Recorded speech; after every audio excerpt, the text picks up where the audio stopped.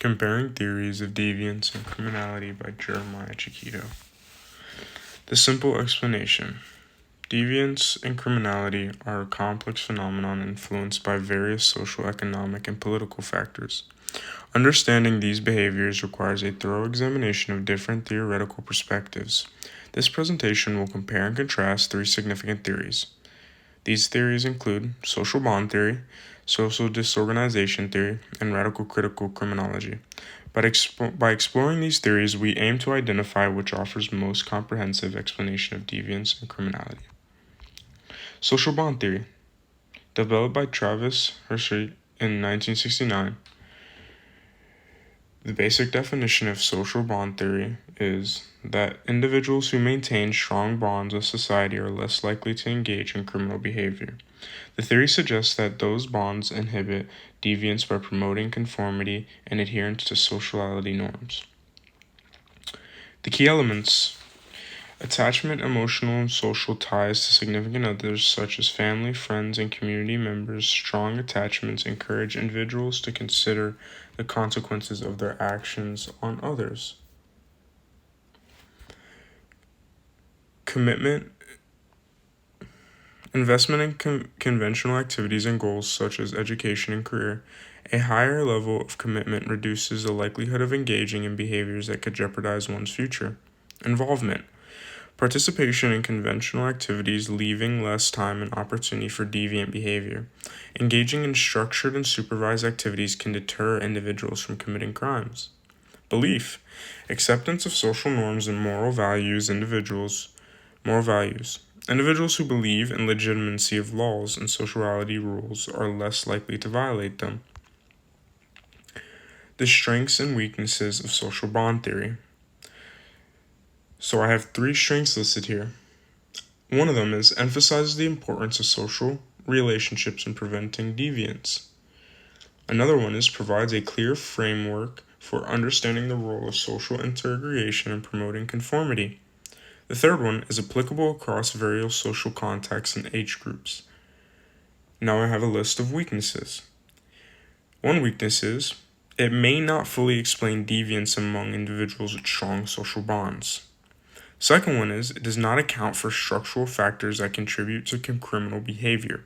The third one is overemphasizes the role of individual choice and underestimates external influences. We are on to the next theory now, which is social disorganization theory, developed by Clifford Shaw and Henry Mackay in 1940s. The basic definition of social disorganization theory is that it focuses on the relationships between community and structure and crime rates. It posits that neighborhoods characterized by social disorganizations marked by high residential mobility, economic deprivation, family disruption, and population heterogeneity are more likely to experience higher levels of crime.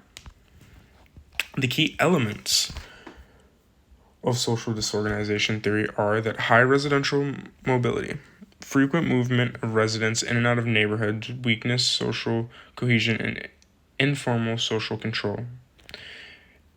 Another key element is deprivation. Poverty and lack of economic opportunities contribute to crime by creating stress and reducing access to legitimate means of achieving success. Disruption. High levels of family disruption, such as single-parent households, can weaken community bonds and increase the risk of deviance among youth. Heterogeneity. Diversity in ethnicity and language and culture can hinder effective communication and collaboration among community members, reducing the ability to maintain social order. Strengths and weaknesses of social disorganization theory. The three strengths that I have highlighted here are that it highlights the first strength is that it highlights the importance of community environment in shaping crime rates, provides a framework for understanding the spatial distribution of crime.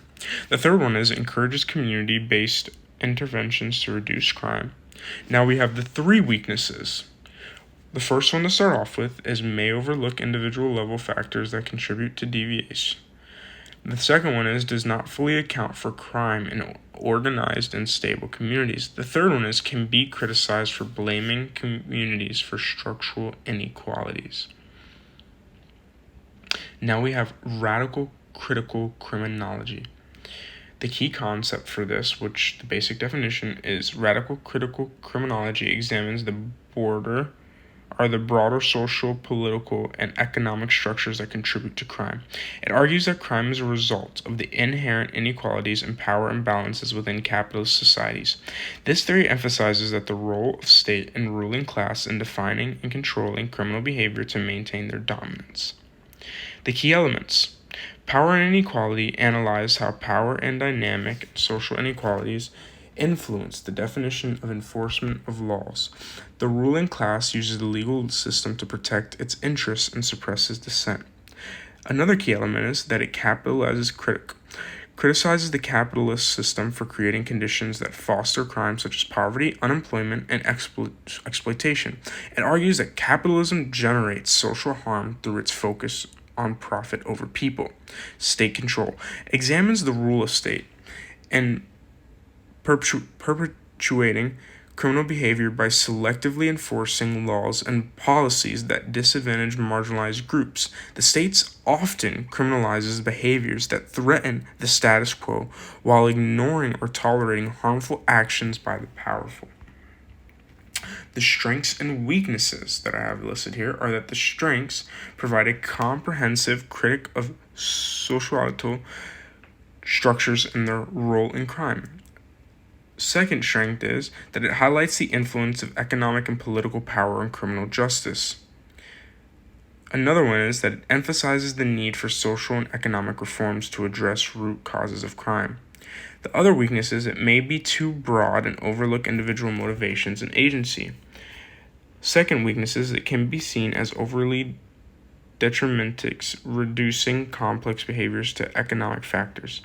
The other one is that it faces challenges in proposing practical and immediate solutions to crime. The similarities I have listed here. Both theories recognize, comprehension of theories in social bond theory versus social disorganization theory.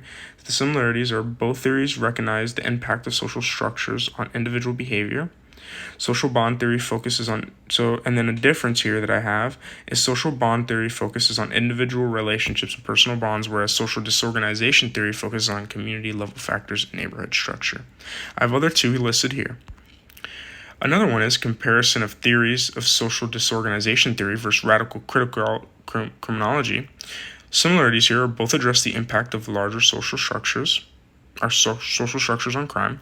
And then another difference I have here is social disorganization theory focuses on community and neighborhood factors, whereas radical critical criminology examines broader sociality and economic systems.